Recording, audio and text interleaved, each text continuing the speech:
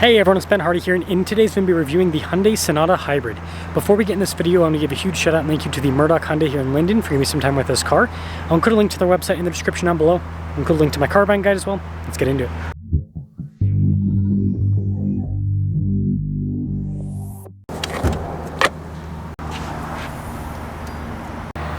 Powering this is a hybrid 2-liter 4-cylinder that is paired to a 6-speed automatic. Fuel economy is 44 around town and then 51 on the highway, with power outputs being 190 horsepower. Now before we move forward with this review, I do want to mention if you want to see more videos just like this, then I recommend you subscribe because I post content every single day. So taking a look at the hood, you guys can see how it kind of raises up towards the center. Very interesting with the design. And then I love this turn signal indicator design. Pretty cool looking. You got the headlights down below. Split light design. I feel like it's in fashion right now. Anyways, mostly blacked out with the front end and spaceship looking overall. Now on the side here, our tire wheel setup is 215 by 55 by 17 in the front and over in the rear. You can see with the wheels, you got the silver with the metallic gray. Notice how the fender will pop out a little bit. You got that turn signal indicator there on the side. And this is cool with the trim around the windows. And then this is a pretty big car. It's a Camry competitor. So you can see, side view, large. Now I've got Hyundai's modern key fob with our lock and unlock function. We've got the remote start function as well. And then you guys can see here with the self-park feature, the opening for the trunk. Pretty cool setup, and I'll pop this open.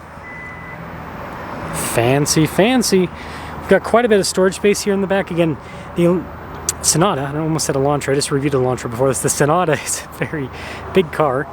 We also have the seat lowering function there. And then you guys can see there, to lower down the trunk. Now I've got this light bar design here in the back of the Sonata, and then you guys can see with the Hyundai logo front and center. Pretty cool looking, but there's the rest of the rear. And this leads us inside, where you guys can see we've got a sunshade here, and then this trim is cool that goes across to the handle. You can see all of the soft touch trim there, and look at these seats, perforated all down the center portion. The window sticker is like flying away. There we go. Legroom back here, pretty good. We've got some vents, USB ports as well. And then headroom back here is, I mean, it comes down a little bit, but it's pretty good overall. And this, of course, leads us up front, where again you can see all the self-touch trim. This is cool here with all the window controls. Mirror adjustments as well. Memory seat function. Blind spot monitoring with the mirrors. And you can see perforated all down the center. Got our power adjustments on the side, and this is nice. That trim and the soft touch here on the dash too.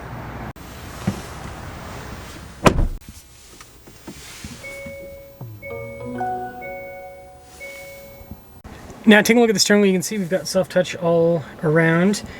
Paddle shifters here on the back of the steering wheel. We also have a bunch of practical controls here in the front, including for adaptive cruise control or lane centering, all of that.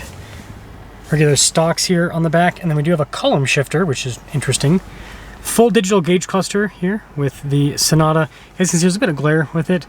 But anyways, yeah, you can see different bits of information within the gauge cluster, and then you also have the drive modes. It doesn't really change much with the gauge cluster with the drive modes, just kind of changes the drive mode. Nice 360 camera system in reverse. We also have this cool exterior shot, which I think that's a nice feature to have. And then as for the rest of the infotainment system, quick response time, so really easy to use, and it's all one unit from this to that. Nice trim down below, by the way. You can see the soft touch there on the dash. And then we've got the glove box here, just with the vents and everything. And then we've got dual zone climate, heated and ventilated seats, which is nice, and then a bunch of physical buttons here up top. And then down below we've got some USB port action, wireless phone charging pad, your drive mode select, I don't know if that's going to pop up, there you go. Parking sensors, and then your camera button, auto hold. Some more storage here. This is kind of interesting with the kind of rest there. But yeah, good storage. Nice trim overall on the top. Then you've got the rear view mirror, and then we've got this for the sunroof. Now here's a quick look. 2025 Sonata Hybrid.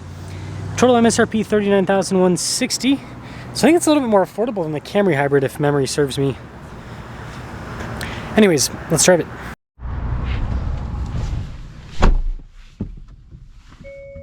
Well, let us set off Visibility of the hood, and by the way, heads-up display. Both the mirrors, dual blind spot ring. Put the rest of here. And let us set off in the... I almost want to say Elantra so many times. I just reviewed one and I think my brain's still like stuck on it. Sonata Hybrid. Sonata. I'll say the seats are comfortable. Cooled function's nice. I don't know if you guys can see in the background, this is Mount Timpanogos. And we already have fall happening up there. Leaves are changing. It's got like a little orange belt across the bottom section. It's pretty cool looking.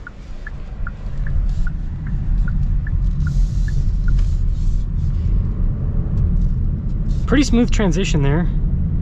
It was all electric and then it turned on the engine.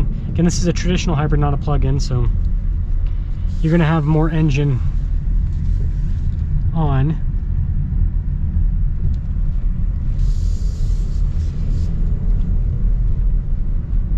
Pretty darn smooth.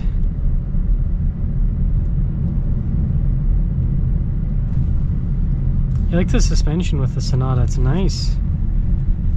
Driving that Elantra right before this is like going from a commuter car to a luxury car. It's pretty cool.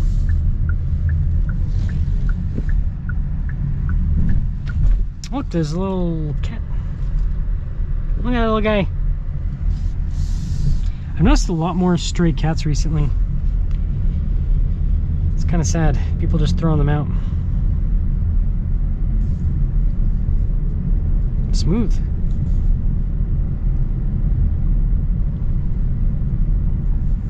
Yeah, I like this. This is nice.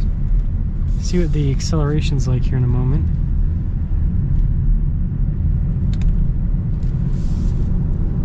It's pretty quick. It's not like a spaceship quick, but it moves. It hustles.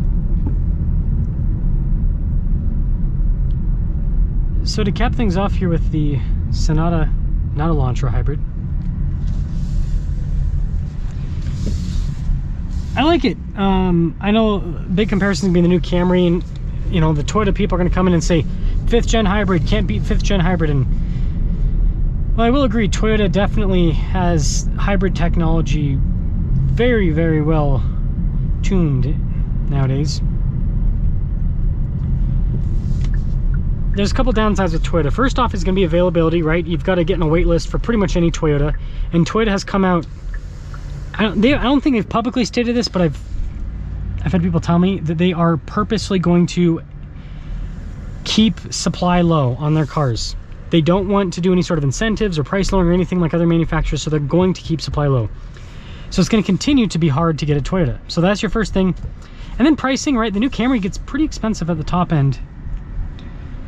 And this ain't cheap by any means, but for the features you're getting, everything, it's a pretty darn good deal. So, yeah, I think it just comes down to those couple of things, is availability, when you can get a car, pricing. And I said this in another review and people got so annoyed with me, but I'll still say it again. Most buyers do not keep their cars for the full warranty period. Most people nowadays trade in and out of their cars before the warranty ends. So if the car ends up not being as reliable as a Toyota, if you aren't going to keep this, if you're going to sell this before the warranty ends up, who cares? Who cares? It just means that, yeah, maybe you got to drive a service demo for a little bit of time, which I get the annoyance there. But yeah, that's kind of my 2 cents there. And Hyundai has a freaking 10-year powertrain warranty. You guys telling me you keeping your cars for 10 years and 100,000 miles? Nope. I know some people do, but the average person, nope, not even close. Not even close. The average person sells their car after like 3-4 years, and after that 3 to 4 years they might have like 60,000 miles. Usually a little bit less than that. Usually close to like 48,000 miles. So I'm rolling forward and I'm supposed to be going backwards. There we go. Let me know your thoughts. That's all.